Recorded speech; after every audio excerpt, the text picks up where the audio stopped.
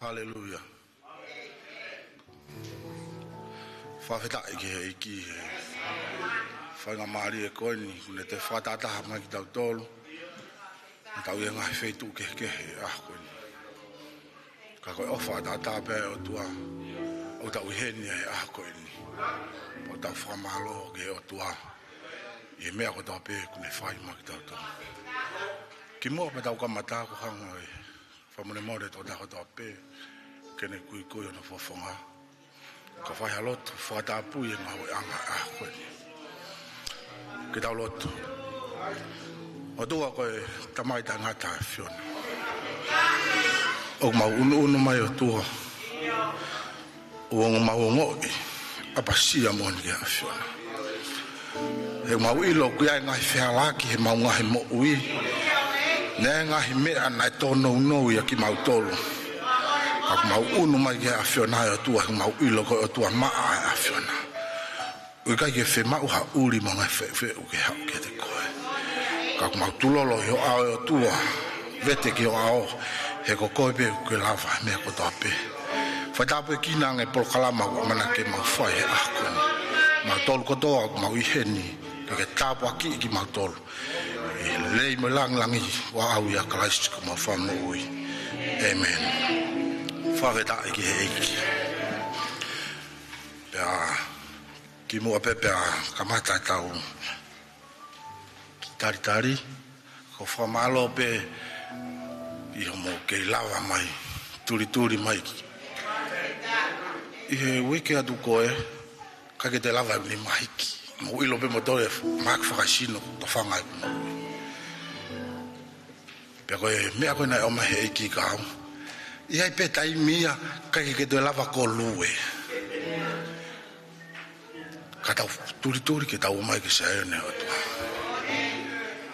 ia taimi te tau tokoto wha amua mai ke tau whanongo ke folfola o tua ko taimi pen ke tau hao amen o tau whamalo ai ke o tua hene ke i ome whainga maari e ka ki tau tolu ke tau turi mai tau sio ke ngahi whainga ni si hao pe sariote toko ka whainga mai pe ke o tua ka kai ia to amon na loto ke na mui e iki e hau ia ke iki ka kai to ape ne o to si fainga mai ka kai ko ni he na ofa mon ke o tua na hau ke sa yo ne o tua o ta fa feta ke iki ya o ta lele hene ta da fe kau si on va pe ka soana e ke puke ai kana loto e whare tamai whamalo ke te maua e lotu tapu ako ta pe kau me maua pe ta tari enia tau whewhikau mo sesi pe ka ana o tolu ko ta pe Haofanga pe ka leona mo kau taki e ua meni mo kau taki e kau meni pe ta tari rei whewhikau tuione e ka komunika whawheta iki i homo kei lava mai tau kaunga kau i he hono hiki e pureanga e o tua ko e ngau ke o tua o paupe tau ngau e whakataha e ngau e iki tau whawheta i o tua e tau turi mai ma tau o mai e tau whataha mai saione o tua Talitali ni ki mo dol ko da kau fifine pe ke kau tata iki ko da pe ye sayona iki famalo ki mo dol mo ke tu tori mai ke tau lotu pe fa feta e iki tala mai ki fola he filipai mai fa vesta to lupe he on farea o ko fa fai a ngahi mea ko toa pe ia kalaisi o kune whakamalohi i au whare tamai ka tau whai ha mea o te tau whai ha mea i he iwi pe ko e poto pe ko ha mea o tau lava pe ka paanga tau ma tau fai me ko tape matunga ya kalaisi pe hanga le kalaisi hiki tau tol pe malunga tau ui mama ko ni po tau fa feta ki ya ko ni ko le tau pas ko do ke ki tau fai me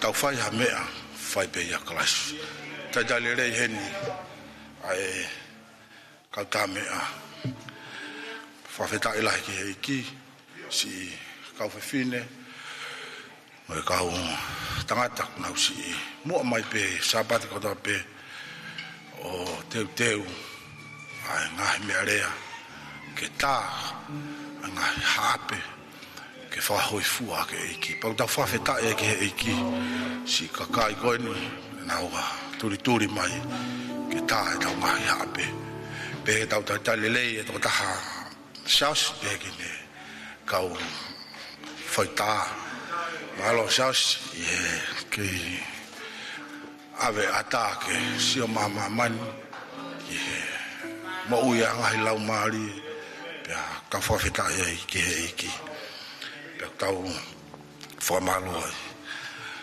pago ko nga ulo ki pe ya ko nga no wa ko tana ke tau ngai me fa pe ko le pe ke te lawa te ki fola ko ed pe ka hiri ko ya patoki isa me te au matolu sa me te au matolu pe no fare avesio no wa fa feta i si hova a ku lau marie pe o wa na ngalo ina ngai mea ofa pe fa feta ki si hova ko foi le fa feta o ku beheni hono uinga ko honga ia ko ha me fa e ki ma o ke honga ia nai ha me fa o to ma pe ku ta tepi mai pe o ta utu si o pata al ai ma pe ke ta honga ia he o to ene me a fai na pe peni pe o na ngalo ene ngai me a ofa ko to pe ke no me ofa o to o da a ke pong i ko me ofa ya o to mo ngai me ai to la ya me ya kapate ta falau ngai ofa o to o ma winga ke ta i loi ya e ofa mai to ka kitawa fa feta i heki kai te falo loa ko ri ke ta mea na ta mahiva ko le te mo asa na tana ke ta me ofa malo sisu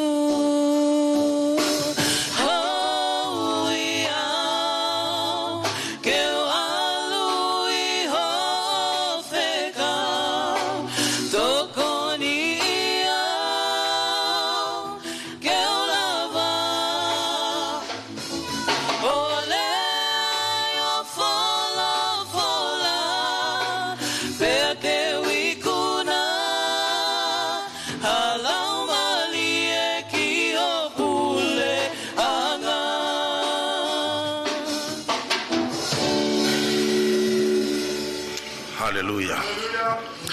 Eki ma formalo ke de koe. O ka ke ma fiu he tangi mo hui ke de koe o tua. He ma ilo ko le rei ko tope o kwa a ui ha o tua. Eki ma watu e vahe ngo fulu mo se ni tu tanaki ko eni. Ko mea ofa mo e fatongia ma tolu ke fafoke to mea a fiona o tua ki te koe. Tape kina ki nau tau fai fuaki tape ni nau tau kai ki nau fuaki ma kore huafa sisu klaisi ko ma fa mo ui amen ka ke to fa lo ko tu ko fa ga mari ko ni ki to ta ke ne tataki da to worship malo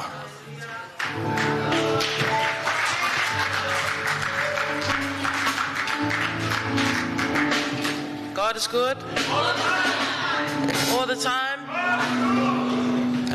Please rise to your feet. Before we start praise and worship, I have a few verses for us today. It's from Psalms chapter 95, verses 1 to 3. Come, let us sing to the Lord. Let us shout joyfully to the rock of our salvation. Let us come to him with thanksgiving. Let us sing psalms of praise to him, for the Lord is a great God, a great King above all gods. Amen, church?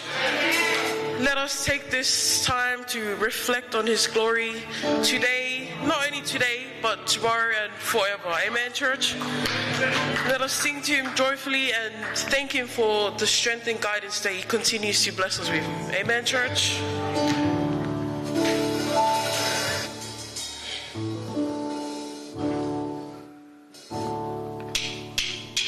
I went to the enemy's camp and I took back what he stole from me. I took back what he stole from me.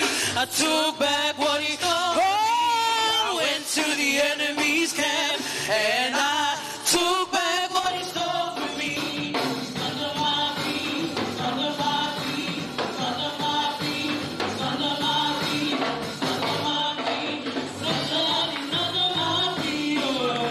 I went to the enemy's camp and I took back what he stole from me. Took back what he stole from me. I took back what he stole from me. I went to the enemy's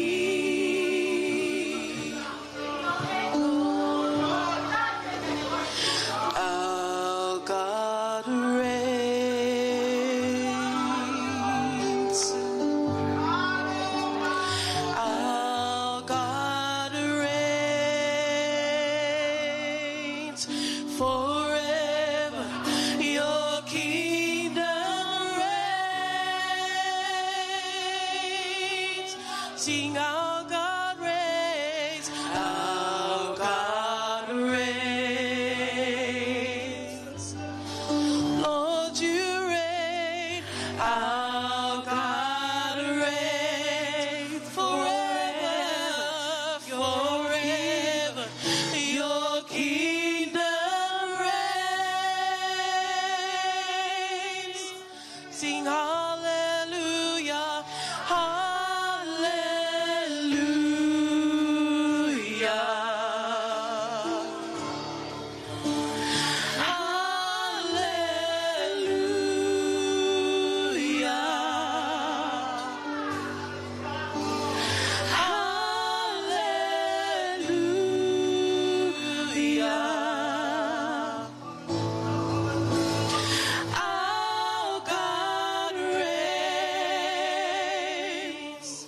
Sing our God reigns, our God reigns.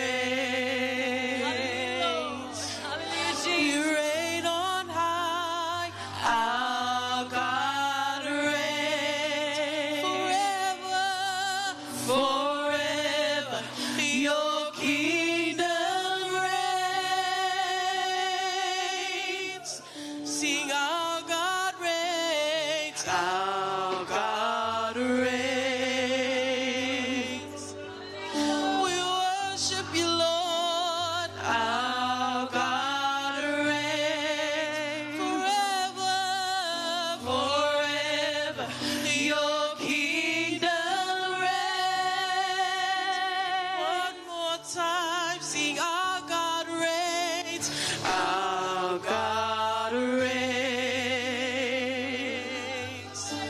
Our God reigns, our God reigns forever. Your kingdom reigns. Hallelujah,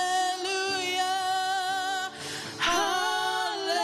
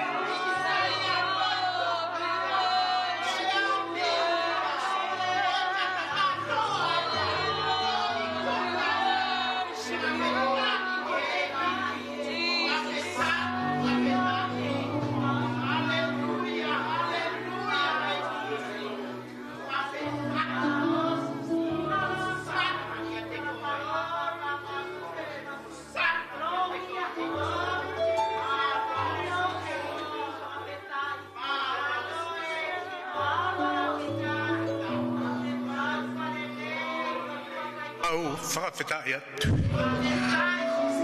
Mau whakamalo atu e Jehova. E kukei tau mamau atu ai o whae a Fiona.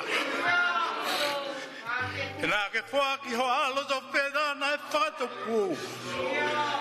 Ko uhi koi e katoa me tui biki tai ki a Fiona. Ke nau mau ai mou i tae ngata sisu. Wau whakawhetai ai e o tua i haua koen. I he ofa ata atapea e a Fiona. Whakamalo atu. Habea te mau fau atu ai. Ke langi ia pe ai a Fiona. Amen. Amen. Mo me ai.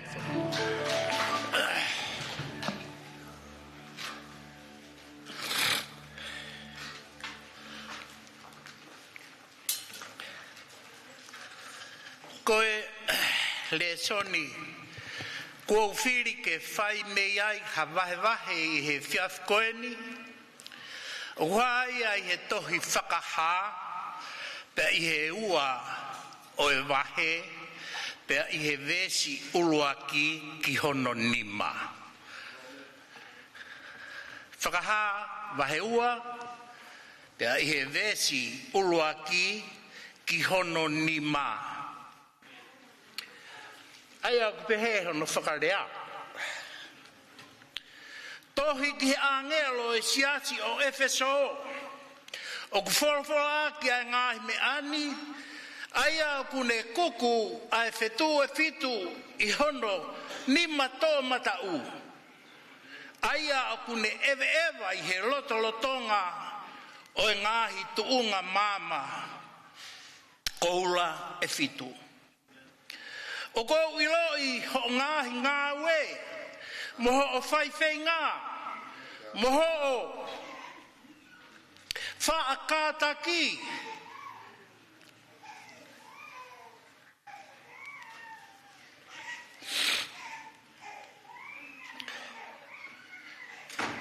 Pea moho o tae whaakātaki a ki nau tolu o kukovi. Pea kuoke, ahi a ki nau tolu, o ku nau pehe, koe kau apostolo a ki nau tolu. Ka, oku I kai, pea kuoke ilo, koe kau loi a ki nau tolu. Pea kuoke wha ukuma, I ho whakataki, pea koe uhi ko hoku hingoa, kuoke ngā ue o I kai, te vai vai.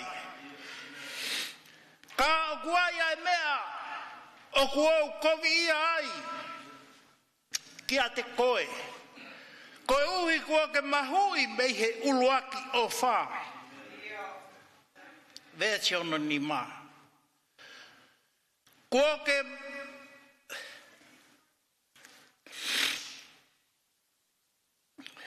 koia ke manatui, aia kua ke hinga mei ai. Pea whakatomala. Pea whaia ngā we, uruaki ngā we. Ka ikai, pa te hau, to atu, kia te koe. O hiki ho o tuunga mama, mei hono potu o kapau. E ikai te whakatomala. Amen. Amen. Koreke u whatapu ki he o tua tolu tahai o tua kune a whio I he tau loto ngā. In God. Whatapu heni ki he whai whekau sione tua wāma ake kai aha a hono whare. Whatapu heni ki he tokoni whai whekau Moses e siare pia mohono whare. Whatapu ki he ongo whai whare a whiwhine, mai whai a tangata. Pea mi he lahi taha ki he si taha. Wau atu ki ai whakatapu koeni. O whatapu heni ki he whai whekau ki a tui one, kai uma a hono hoa, ko uhi ku tau kau whakataha I he aho koeni. Pea moki mou tolu katoa pe haa ahi o kutau I heni e whareni ke a uato e whakatapuni ke te koe. Whakatapu atu ke a whahinga na umea mai he ope. Ka ata ape mo ki mo oku ai ki whainga maari e koe ni. Ke whai peha vahe vahe nou. Me he wholofola ai otua. Hange koe re soni na e lau. Whakahawa he ua. In Revelation chapter 2, Versi uluaki ki he verse lima. 1 to 5. Tau siope ki he versi uluaki I he vahe ua. Let's look at Tohi ki he ngahi. Tohi ki he angelo o e siasi o Efeso. O wholofola aki a ngame ani. Eia o kune kuku ai fetu e fitu I hono nima to mata u. Ai au ku eva I he lotonga ngahi tu unga mama koula e fitu. Ki lawe no pe ki he konga si ki mua I he vahe koe ni o ku asi ai koe lolotonga e nia ai I pati mosi azione. whilst John was in Patmos, I he tuunga I he wholofola ia o tua kene iai. in God's command that he would be there. Pea whoki wha And all of a sudden, na e whonua sione I he laumarie I he aho koe ni. John was filled with the Asi Holy I he Spirit. whonua laumarie ia sione. Pea lorotonga ne laumarie o kune whanongo ki he reo. O kulea mei hono tua. And he heard a voice from behind him. Na e hangeha ulu ha fu matangi. It was like a Pea lea mai ai wholofola koeni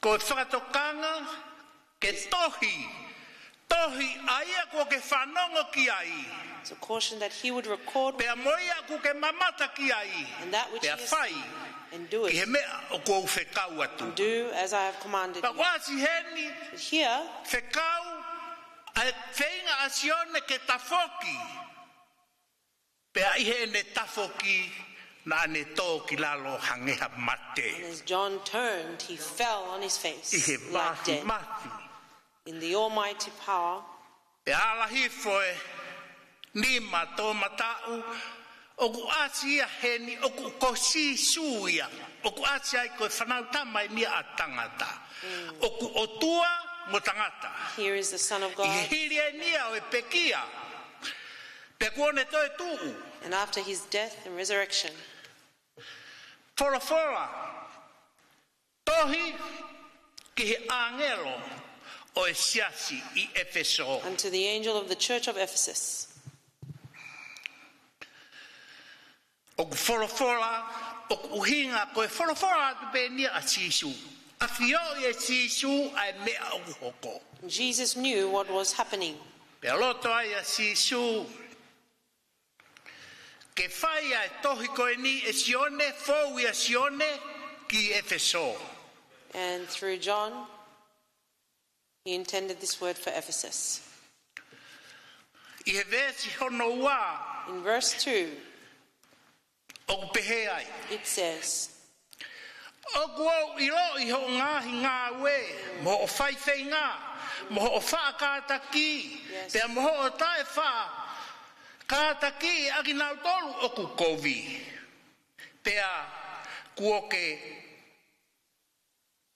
ai ahi aki nau tolu nau pehe koe kau apostolo aki nau tolu ka o ku ikai koe kau loi aki nau tolu I he vesi koni hono ua o ku hangai e sisu o whakamatala ai le lei kotoa ki he angelo koni o kune tau ki e siati I Efeso.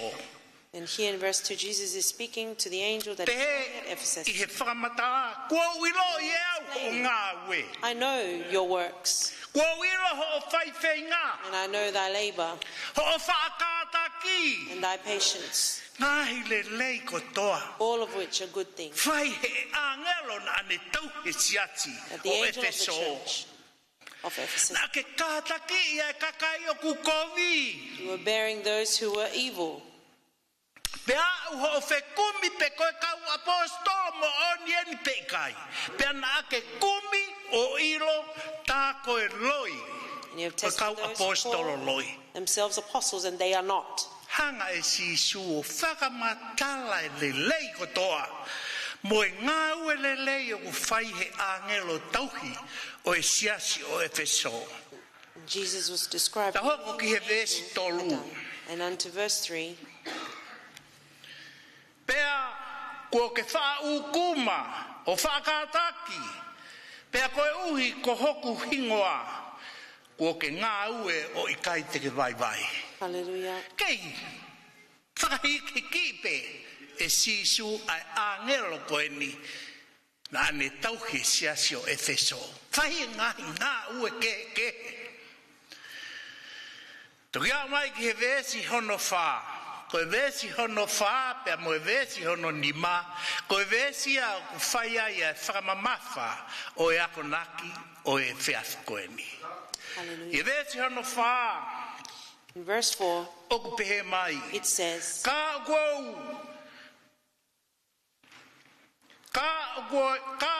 ia mea o kua kovi ia ai kia te koe. Yet I hold this against Koe you, ui kua ke mahui me ho o uluaki o wha. for you have forsaken the love you had at first.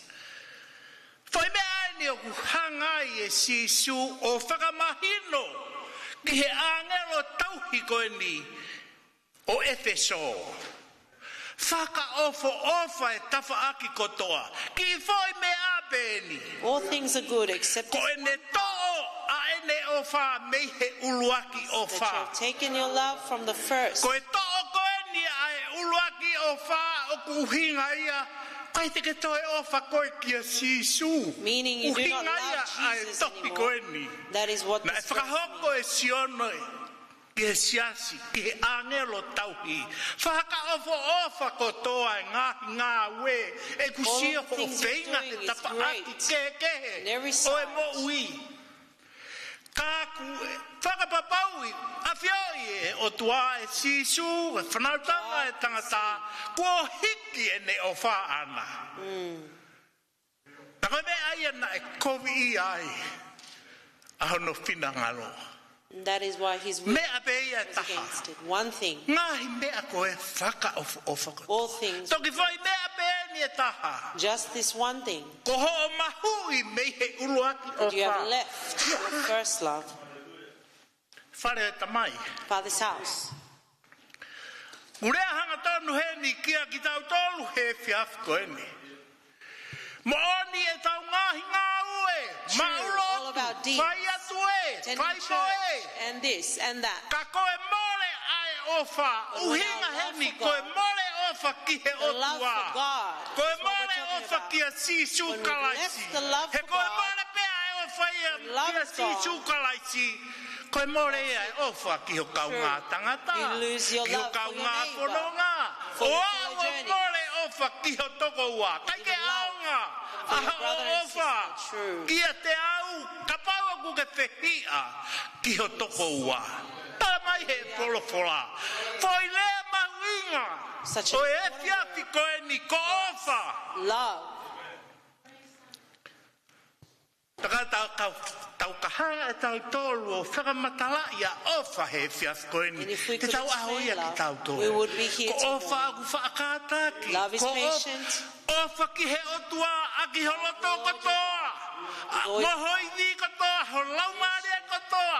Oi o mai. Ngahi le leo e ofa. All Koe the more ai ofa me heni. But when we Komi left our i love, ai. Ai otua. God Ai will hold it whanautanga against ai tangata. us. Yes. Nei he vesi hono ni mā pehe mai. And in verse 5 it says, Koia ke manatui aia kua ke hinga mei ai. yes, Pea whakatomala. yes. Consider how far you have fallen. Repent. Pea whaia ngahi uruaki ngā we. And Kai pea te hau to kia te koe. or else I'm coming to you O hiki Ho tuunga mama me ho Remove your potu lampstand me he potu out of its place. o kapau e kai Unless te ke whakatoma. you repent. Hanga he e o tua o mi ai foi me ai taha koe ni o tāna ki mai ki he o wha. God has Ki given he us this more one ai o thing. wha. And when Ko love foi is me au lost, tahape. one thing. Whakatomala. Repent. Hallelujah. Morning. Tānei nei ke tō mau pēa te vita. Te vita o kutala tau hono loto mo o tu. David Ka koe taimi me o kutoa te vita. Times after God's Whakatomala tangia te vita. When David fell, he repented. He, Ua whakaifuefu. yes, I covered he o himself moi mo in o ashes whakatomala. in how much he felt. Pare o He needed to tamai. repent. Father's house. O ku peheni. O ku lea mai e ni kia ki tau tolu I he whia. This is speaking to us this evening. Hallelujah. Taimi ku tau tōnau nau ai. When we fall Tau short, tōnau nau he taimi ni koe more ai ofa. we fall many times because love is lost. O ku tau koe more ai ofa e pea lahi ai ngahi whehāla ki. Hū mai ngahi mea Yes. kekehe. Ka o ku tala mai he ni. But we are told here, Ke whakatomala rewa. repent. He kai quickly, kai. for if not, Te hau to'o kia I te will koe. come Ta te swiftly uhiki to o tuunga māma. and I will O move your kuhinga ni te uhiki au e tiati. Pare tamai. Hallelujah. O whakatokanga I he whiawh koe It ni. is a warning to us. Ke tau Father's house. ofa ki he otua. Love the Lord. Malo e ngā ue. Thank you for your labor. Ngā ue ke. All the works you are doing. Pea mo e tau ofa ke I ai. But our love Takapau needs kua to be tau there. tō. Iha ngahi mea. Fall Tala in mai. anything. Whakatomala rewa. It says, repent. Whakatomala rewa. Repent. Koe Hallelujah. whakaamui au e whiawh koe ni. He kai. If E not, haui au hiki. He Ko will koe come ope and te move tau our I lampstand. whē. And where will Te we tau be? toi oki whē. Kua hiki Where will sia. we go? Uhinga The e church ne will tunga mama. Koe sia sia. lampstand Pea is moe the church. angelo. Nā And the haui au hiki. Will he Tau move? mai. Koe tau tala mai o ha. And what is our use of coming? He kua malahe e tau For ofa. our love has left. Ko e tau ofa ki he otua, te We tau must ongoi, love the o tau Lord. kaunga whanonga. Yes. Ongoi ho tau toko ua. Feel our Ongoi brothers and ai sisters. taha kotoa pe. Each and every Ia ia person. whakawai. Koe There is winga koe humility ofa ki he there otua. because of love for God. Hallelujah. Ia, whare o tamai. Praise the Lord. Koe ai ai whakaamu I he whiawh koe ni. My hope is this. Tau ofa ki he otua. Let us love the Lord. Pea te tau kei mau ai. Then A ene ofa we mo will ene continue tāpua ki kia to ki tau. receive His love and His He ka blessing. more e tau For if our ofa love ki is he otua. left God, Tēne hiki e ia. He will move Ai sia. His church. O whātu ke Moldolu. I have love to each and every one of you. Tāpu e kina ki Moldolu e e. God bless each and every one Ngāhi of you. mea ko toa te. O loto koe, uhi koe, ngāhi lotu fie mau, kai Yes. ke loto ke tukuange ai ngāhi loto fie mau. Kako kore atu pe, kātaki. Mea peha tau tuanga, This is where you are seated. kui, whakaava holoto, Hallelujah. kore hanga ton pe koe ki he Hearts otua. direct to the Lord. O koe kai ko au pe mo e whea ki kau. It is not just Te me mau and lava, pastor kore hanga. that can ask Whakaava God. pe koe holoto, kore hanga Open up tonu your ki ai. heart. Request direct to Him. Hallelujah. Eiki o mau toe whakawhetai atu. Mau whamalo a Tisu I he whiawh koe. Mau whanongo ki he whora e a Fiona. Pea mau iro. Tā koe mea mau inga ke mau ofa. Taka mau ko mau whehara ki mau whatomala. Eiki Tisu a whia mai ke o mau ngahi loto. Mau ngahi whia mau e o tua. I kai ka mau whiu ke pahi I he ui ki he a Fiona. Eiki Sisu, tāpua ki mai ki mau tonu, tāpua ki mai e mau whaitakau kai mai toko ni, mohona o mo whamiri, tāpua ki mai e siasi, hana katoa pe Sisu. Mau amana ki atu ki he mau konferenisi he o tua, tāpua ki mai ai a Fiona. Eiki o mau lotua, haha mea, kai ke atia he mau lotu. Whakakakato mai me langi. Maulotu mokore anga meani o fuafati su amen.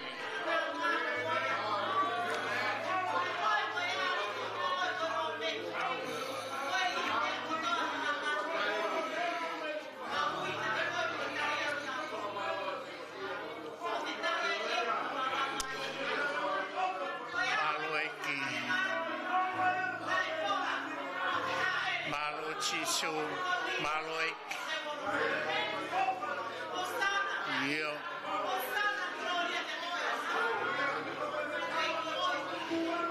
Korea to ke mo me abelalo Tau hiwa whaoti mai e himi koe ni Tata whao e himi E iki koe o whaau koe moana loloto Pea ngalo hi whai e ku ngahi anga hia Pea kua ufi e ku kovi kotoa pe.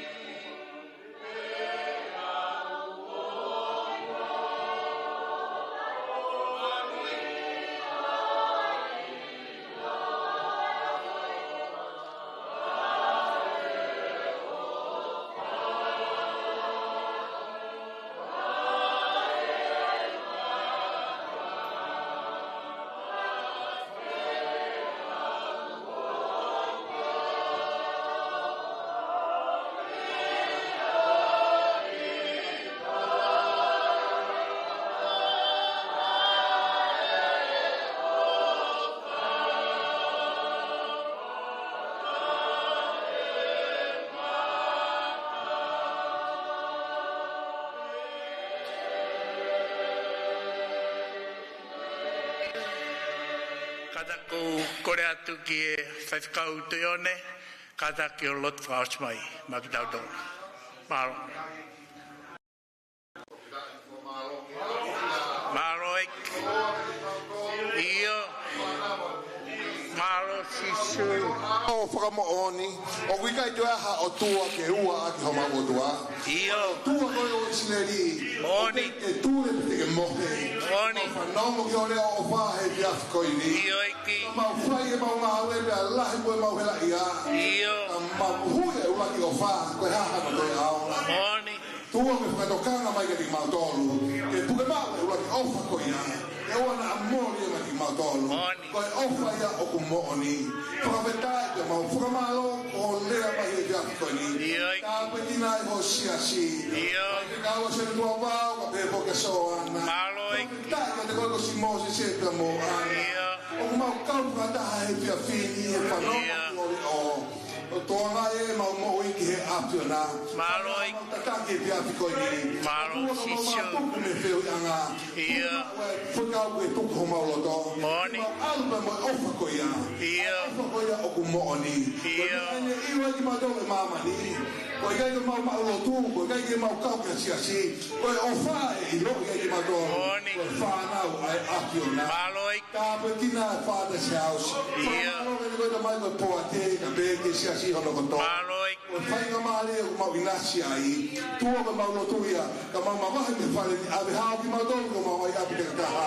ia ho ko po a po mama e po longa o mau pai ko to ma ai wike maloi ma hina ni ko e peleri fa pe tai ka ho ta ki ia ki ma do ke ma vai o mo wi wi ta mo tu ia e fi maloi ta ina e afiona pe tu ke lang ia pe ho pa ko ma lo tu ni fa ko lo pe ho pa si su ko ko ma e ki mo ma fo mo wi amen pe ko e krecha da we ko chi su klai cho fa tu ko ta mai fe me la mari ma ni on no fo ma o fa ia te ma to luni pe ona hiki ka fa pe o tangata amen maro o bat